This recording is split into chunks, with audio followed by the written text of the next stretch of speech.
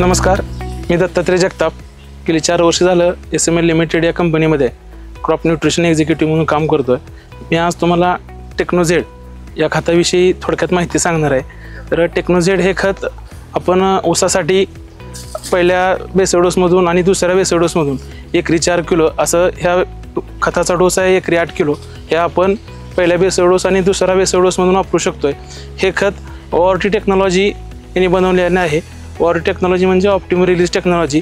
हे ज्या वेळेस ORT टेक्नॉलॉजी म्हणजे हे खत ज्या वेळेस आपल्या पिकाला पाहिजे त्यावेळेस ते पिकाला उपलब्ध होत आहे. त्यामध्ये सल्फर 67% व ऑक्साईड झिंक 14% अशा प्रमाणात आहे. तर आपण हे खत ऊसासाठी जर वापरलं तर त्यामध्ये फुटव्यांची संख्या काळोखी चांगल्या प्रकारे वाढते आणि ऊसाची जे मुळीची वाढ आहे तेही चांगल्या प्रकारे होऊन त्यामध्ये ऊसाची पेराची साईज वाढून पेरातलं अंतरसुद्धा चांगल्या प्रकारे वाढतं आहे. तर माझं सर्व शेतकरी बंधूंना विनंती आहे की आपण हे खत आपल्या ऊसासाठी निश्चितपणे वापरावं.